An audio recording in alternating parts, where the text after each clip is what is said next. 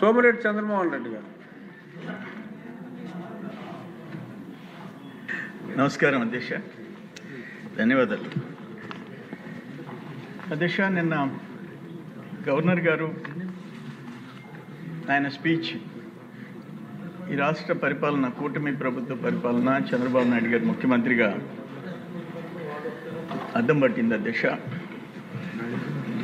అయితే ఓ పక్కన గవర్నర్ గారి ప్రసంగం కొనసాగుతుంది, ఇంకో పక్కన ఒక పార్టీ సభ్యులు మీడియాతో మాట్లాడుతున్నారు. అంటే గవర్నర్ గారి ప్రసంగం ఈడ జరిగేటప్పుడు ఈడ గొడవ చేసి కేకలు పెట్టి కాగితాలు చించి పైనేసి అసభ్యంగా ప్రవర్తించడం కాకుండా వాళ్ళ నాయకుడు సమక్షంలో బయటికి వెళ్ళి మీడియాని అడ్రస్ చేశారు అధ్యక్ష. అధికారంలో ఉన్నప్పుడు గవర్నర్ పేరుతో అప్పులు చేశారు అధ్యక్ష. మనం అంతకుముందు గజెట్ పబ్లికేషన్స్ ఇటువంటి గవర్నర్ పేరుతో చూసాం. సావరిన్ పవర్ అనే దానికి అప్పు తెచ్చి గవర్నర్ మీద తెచ్చారు, ఫస్ట్ టైం చూసాం.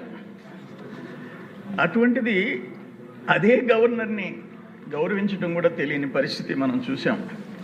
అంటే జగన్మోహన్ రెడ్డి పరిపాలనలో అధికారంలో ఉన్నప్పుడు ఎట్లా పరిపాలన చేయకూడదో ఒక ఉదాహరణ, ప్రతిపక్షంలో ఉన్నప్పుడు అధికారం కోల్పోయిన తర్వాత ఏ విధంగా వ్యవహరించకూడదో అది కూడా ఒక ఎగ్జాంపుల్ అధ్యక్ష.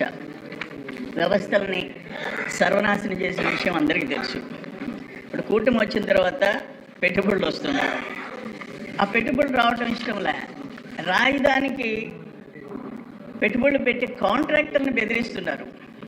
కంపెనీలకు భూములు ఇస్తే కోర్టుకి వేస్తున్నారు. వరుస అంటే కంపెనీలు రాకూడదు, ల్యాండ్ ఏదైనా కంపెనీలకి గవర్నమెంట్ ఇన్సెంటివ్ ఇచ్చి చేయకూడదు. ఎగ్జాంపుల్ 2007 చెప్తా.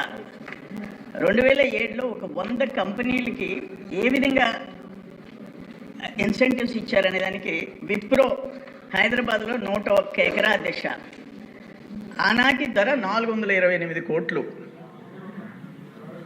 428 crores, 40 కోట్లకి ఇచ్చారు.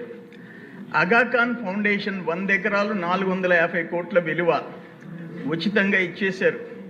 బ్రాండిక్స్ కంపెనీ విశాఖపట్నం 1000 ఎకరాలు 3600 కోట్ల విలువ రూపాయికి ఇచ్చారు, ఎకరా రూపాయి లీజ్ కింద.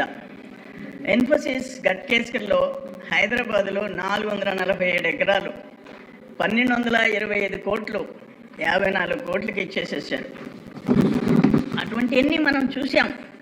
కానీ ఇంత ఘోరంగా రాష్ట్రానికి పెట్టుబడులు రాకూడదు, సంక్షేమ కార్యక్రమాలు జరగకూడదు, అభివృద్ధి జరగకూడదు అని చెప్పేసి కోరుకునే ఒక రాజకీయ పార్టీని మనం ఎవరిని చూడలేదు అధ్యక్ష.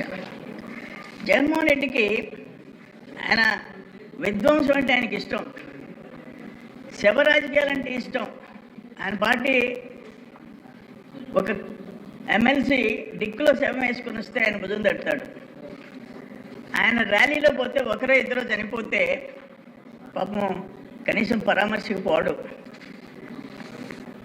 పార్టీ నాయకుల్ని, వేరే పార్టీ నాయకుల్ని బూతులు తిడితే, తల్లిదండ్రులను అగౌరవపరిస్తే వాళ్ళ ఇంటికి పోయి పరామర్శిస్తాడు. పోయేటప్పుడు ఒకరో ఇద్దరో ర్యాలీలో చచ్చిపోవాలా.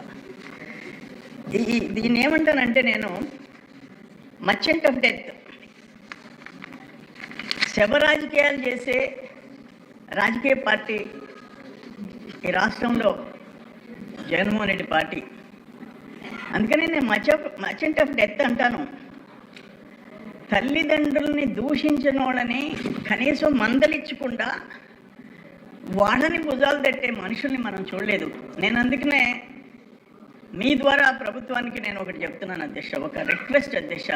ఈ సభలో ఎవరైనా సరే తల్లిదండ్రులని కనుక కించపరిచే విధంగా మాట్లాడితే, అది ఏ కులం, ఏ పార్టీ, రాజకీయ నాయకులు, బయట వాళ్ళు, ఒక ప్రత్యేక చట్టం తేవాల్సిన అవసరం ఎంతైనా ఉంది అధ్యక్ష.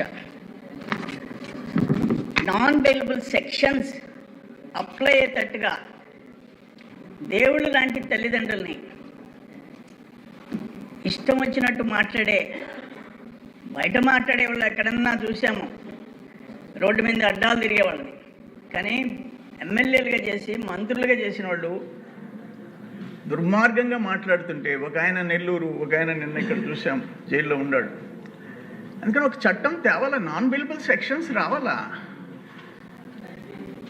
అనేక చట్టాలు మనం కొత్తగా తెస్తున్నాం, తేవాల్సిన అవసరం ఉందని చెప్పేసి నేను కోరుకుంటున్నాను అధ్యక్ష.